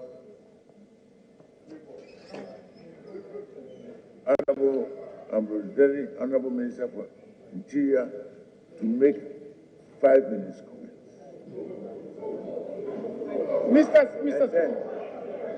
Then the Honorable Nitiu, Honorable Minister for Defense, will conclude the debate. Right, so we'll just end with the proceedings in Parliament. The sport will continue at 10:30 on the Football Show. Araba, please take it away. All right, many thanks, Gary. And as you saw there, the minority has walked out of Parliament as the report by the Interior and Defence Committee was being considered. There were contributions from members on the floor, but we don't understand why the minority walked out. Let's get some understanding from Joseph Opoku-Kapo, our correspondent in Parliament. Joseph, tell us what's been going on. So the debate on the report recommending approval for the agreement has been ongoing. There was contribution by members of the minority side. Eventually, the minority leader, Haruna Iddrisu himself, made his contribution. And he lasted well about 15 to 20 minutes. Immediately he was done with his submission. He walked around, called on his members, And as I speak to you, the entire minority team has walked out of the chamber even before the completion of the debate. So the minority leader himself completed his submission. And so the session would continue. We're waiting to hear from the majority leader, Osei Mensah Bonsu, and then the debate will be concluded, the question will be put, and the approval will be given. But the minority has officially exited the chamber even as the approval continues. They say they don't want to be part of the approval process for this particular agreement.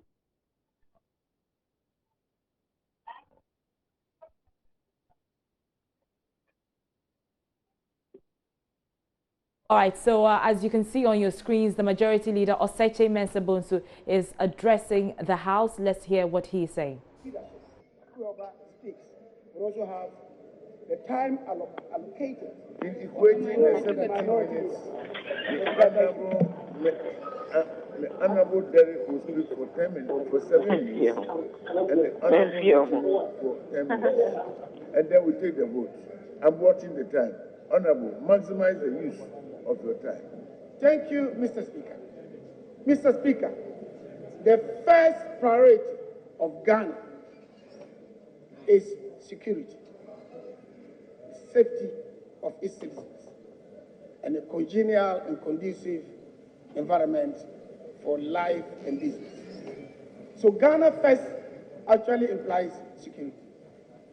In the past, various governments of Ghana have had relationship with the United States, and through the cooperation they had, ensured our security.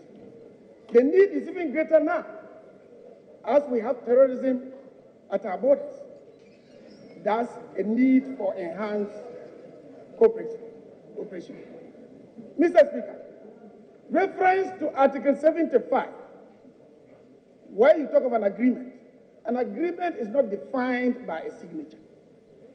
It's trite that an agreement can even be determined from a series of documents, and in this case, Cabinet, chaired by the President, referred this matter to be considered by Parliament, and therefore, in all circumstances, it was an agreement regardless of whether it had a signature or not. Mr. Speaker, I can tell you several cases I've done up to the Supreme Court in which there was no signature. One of them being Abedi Pele against International Commercial Bank, based on the authority of Douglas. Number two, it's clear that you don't have to have that. The committee, by majority decision, had, as part of Parliament, determined that there was an agreement, and as referred for ratification, there is no legal basis for why we should disagree with that. Let us move on.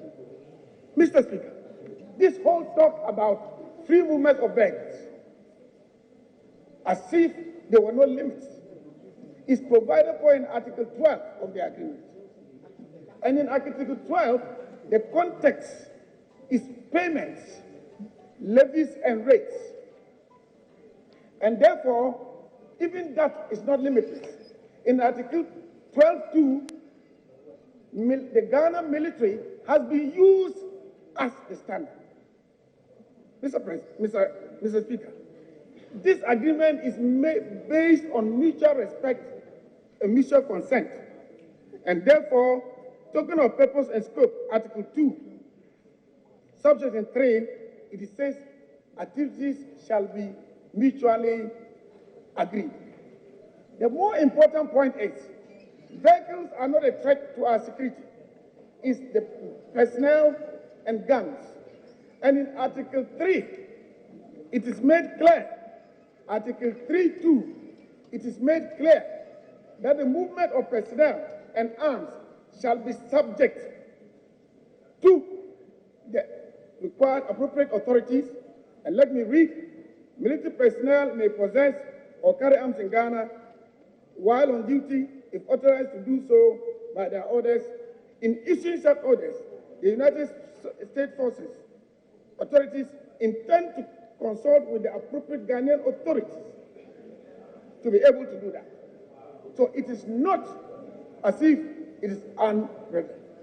Secondly, the agreement is access to our facilities and areas. It's not a takeover of Ghana. And there is no base or camp involved in this matter.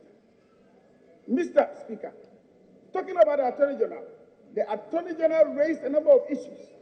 One, neutrality, whether what is provided in here is applicable to Ghanaian forces outside. It was answered in the affirmative. And we agreed that to ensure that they don't get away from it, there is a provision under implementation, and that is 17, where it is stated that implementation shall be monitored by a joint committee, co-chaired by both countries. And it is this joint committee that is going to monitor whatever is happening. And because we know that should there be any disagreement, there should be a resolution. 18 was provided. And for the first time, Mr. Speaker, we made a provision to terminate, which was never in any of the previous arrangements.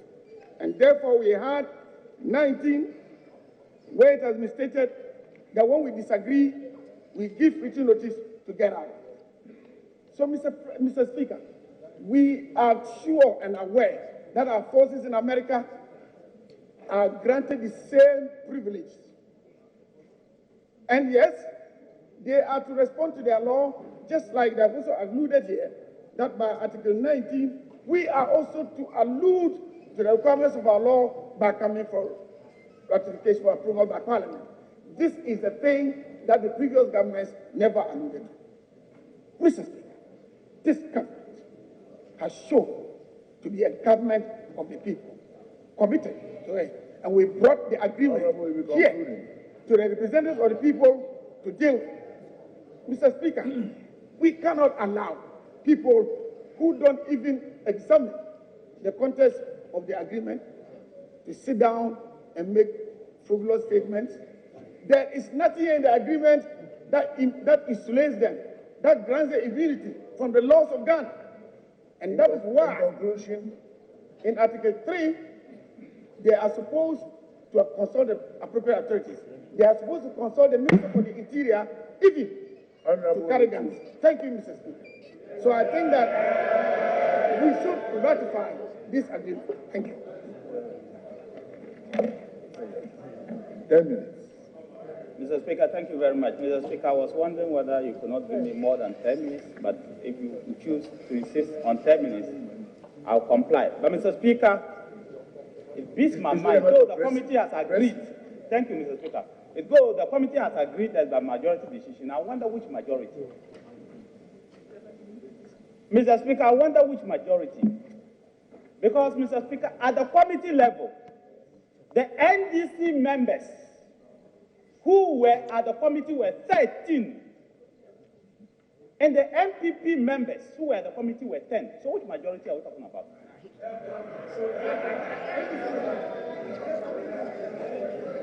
Mr. Speaker, at the committee level, who took the decision to bring the report here?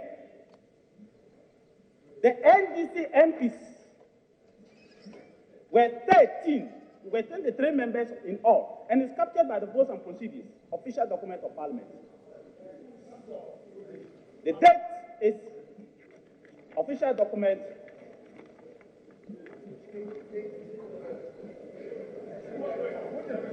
The date and procedures today, the 22nd of March 2018, Thursday.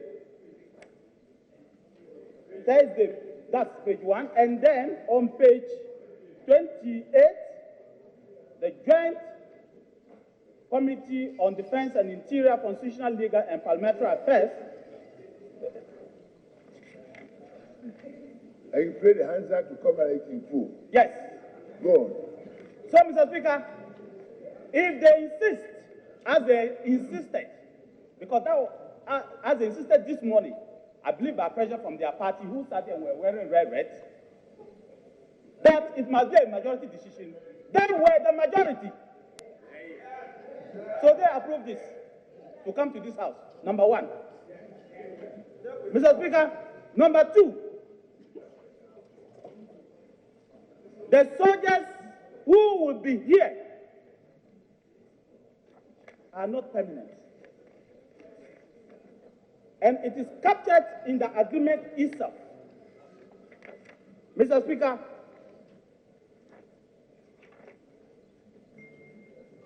it is captured in the agreement of Article 8, why the soldiers will not be permanent here. It is when, as and when they will come, that's why they will use the facility. And 8.3 says, Mr. Speaker, the parties anticipate that United States forces and United States contractors may not physically be present at the agreed facilities and areas at all times. During those times that the United States forces, United States contractors, or Ghanaian authorities are not physically present at the agreed facilities and areas, such facilities and areas shall remain locked and secured, and the security for such facilities and areas shall be provided by Ghana. A base, and then the place will be empty. Have you seen that before? A security base which will be empty for a period? Please. Please. It is not true. There is no base, and there will not be a base. I have a written letter from the American government assuring us, because we insisted for that document, that the Americans will not have a base and don't intend to have a base in Ghana.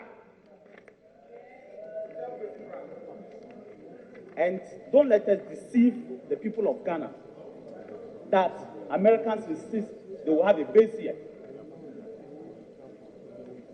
Mr. Speaker,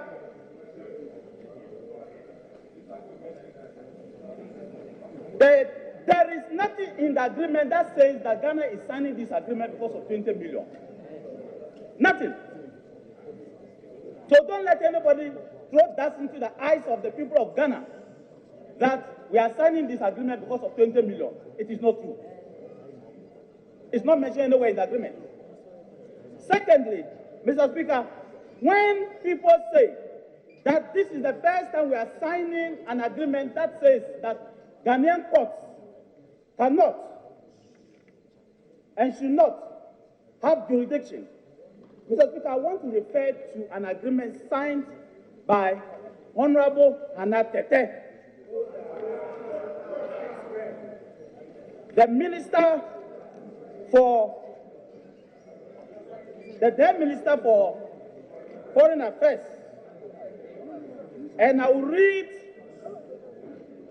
Article 8 of that agreement. Mr. Speaker, let me quote.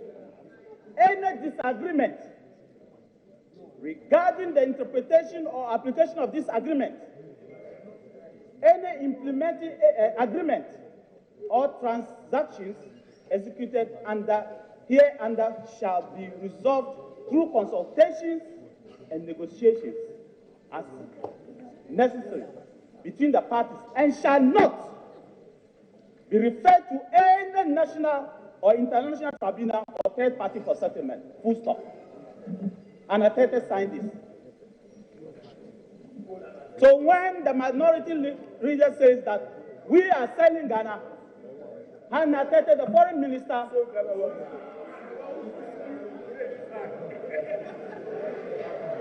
Mr. Speaker, I will tender this. Mr. Speaker, when people say that it is the NPP that signed off the rights of Ghanaians not to be able to tax, not to be able to collect, not to allow the Americans to use guns, to be, Mr. Speaker, that when somebody dies, we will wave it away. I want to say, Mr. Speaker, that the note verbal, Mr. Speaker, that the note verbal that was signed in 1998 and sealed has provisions that are all captured into the new agreement. And Mr. Speaker, I can say that there is no clause in this agreement that has not been signed by Ghana before. No single clause in this agreement. And I'll read the 130 agreement and I'll read the 1998 agreement. The radio spectrum people are talking about communication facility. Let me read, Mr. Speaker, what Hanatete signed Ghana into in secret. Mr. Speaker, logistical support. What the Americans expect us to support them. And if we ever ask for support, what they will also support us. One, food. Americans are already, we ask for food in Gambia, they are giving us. Hanatete. Food, water, billeting, transportation, including airlift, petroleum, oils, lubricants, clothing, communication services, medical services, ammunition, base operation support. So you have a base, you have to use your base to support them. And construction incidents to the base operation support. So they can construct, they can make construction at the basis. Honorable, two minutes more.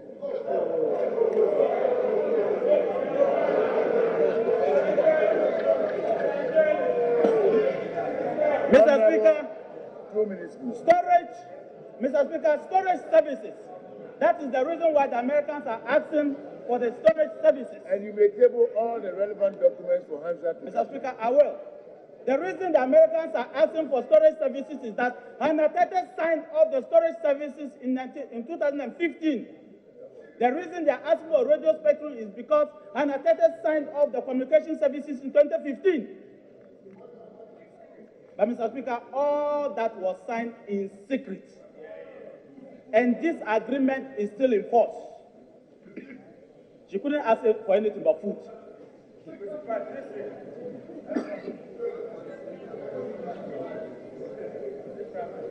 And in conclusion, Mr. Speaker, in 2015, the Americans wanted to use Ghana as a base to go and fight terrorists in Nigeria. What is more dangerous? What is more dangerous, Mr. Speaker? But this was a letter signed by Alex Ogbefia, Deputy Minister for Defense, to the Americans. And Mr. Speaker, I will read, and I'll tender this also. honorable members, stop being the referee. Order. Mr. Speaker, the Americans requested to deploy marine forces and military aircraft in Accra. And this is what our then Deputy Defense Minister said. I have the pleasure to inform you that the Ministry of Defense has no objection to the intended deployment of U.S. Marines and military aircraft in Accra, as described in the U.S. note verbal attached to the letter reference. It is, however, suggested that all operations by the aforementioned force be within the framework of the agreement signed earlier. That agreement, I'm still looking for it. That agreement, just like this agreement,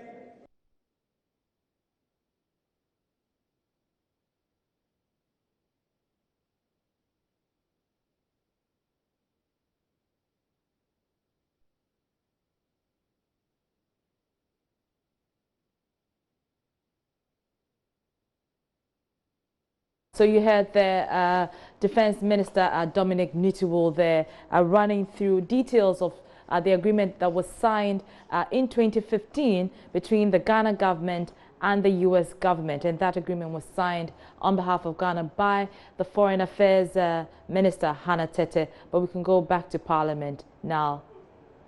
We do understand that Joseph Opoku-Kapo is on the line now. Joseph, bring us up to speed on what Dominic Nitiwul has been saying.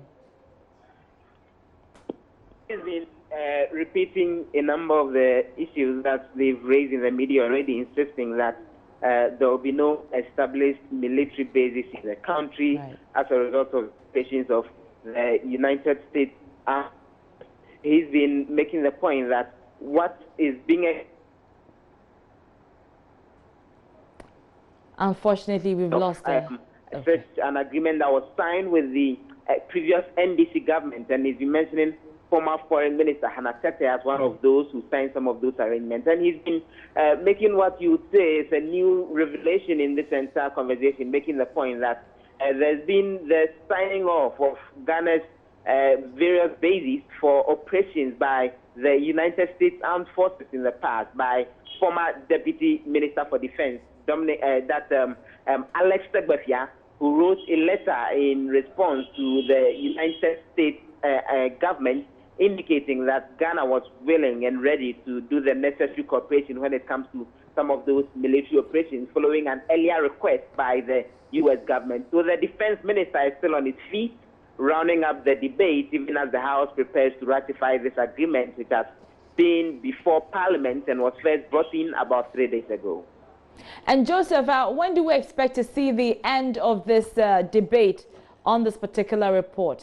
I'm sure in the next few minutes. The Speaker rightly indicated that when it comes to this aspect of the conversation, he is expecting that everyone on both the majority and the minority side who speaks would have 10 minutes to speak. Dominic Netu has exhausted even more than that. When he is done, we are expecting that the majority leader of Mensah Bonsu would round up the debate, and then the Speaker will put the question asking that the House vote on whether to approve the reports of the Defense and Interior as well as Constitutional and Legal Affairs Committee. And once the approval is given, then the ratification of the agreement will then come into force. Okay. And speaking of the Speaker, Professor Bakukwe is on the floor addressing members. Let's hear what he's saying. Honorable members, I'll put a question.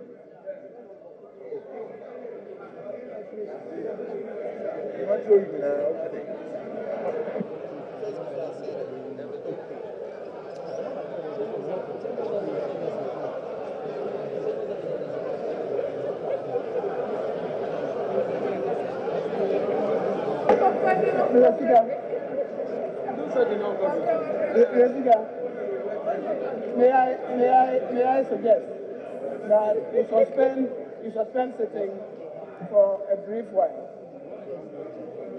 You suspend sitting even if for 10 minutes. Among other things, some are traveling. And Honorable Majority Leader, I think at this stage, it's good for us to do some quid pro quo.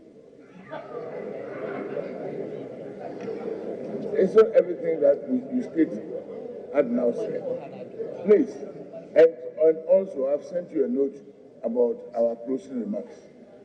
Closing remarks can be made in 5 minutes, and Hansa should capture the entirety. I mean, these are techniques that we use in Parliament.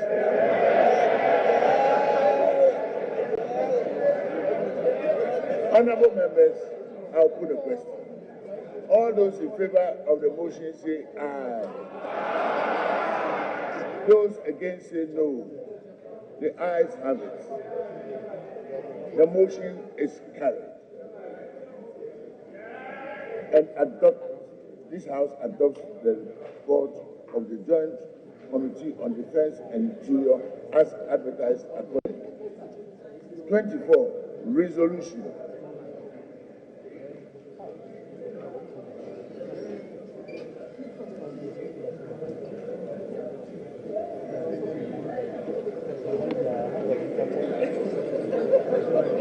Resolution 24.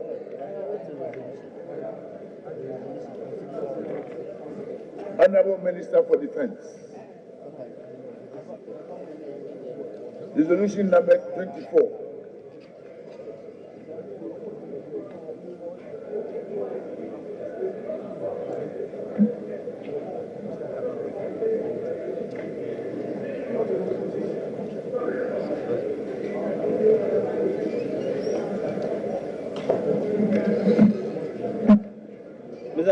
Mr. Speaker, I rise to move that resolution number 24 be taken.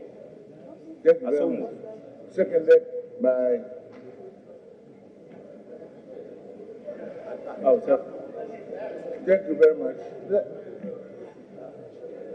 Who seconds the motion? The Speaker, I rise to second the motion. Thank you very much. The motion has been moved and regarding the resolution has been moved and seconded. All those in favor say aye. Aye. Those against say no. The ayes have it. The resolution has been adopted accordingly. Thank you very much, honorable members. I presume there's no other business. It's well past 2. We will go into the business of the closure. Honorable Majority Leader, you may please make remarks for 5 minutes, and then please table your.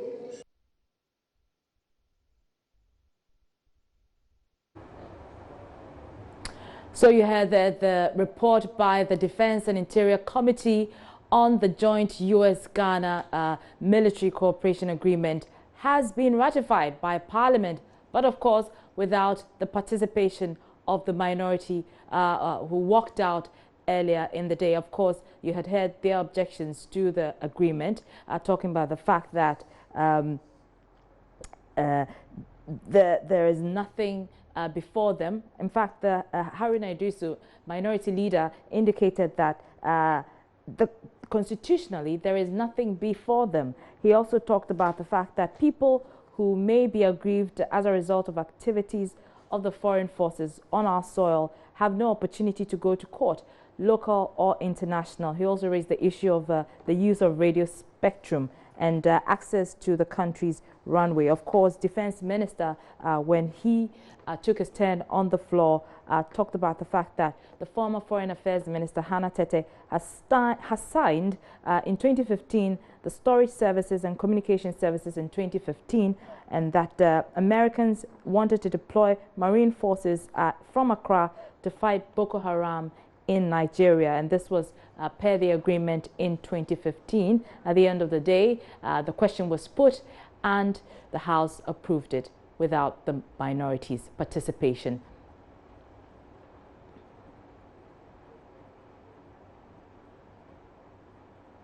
And that's how we wrap up the bulletin today. Many thanks for staying with us. It's been an extended version of Joy News Prime. I'm Marba Kumsin. Up next.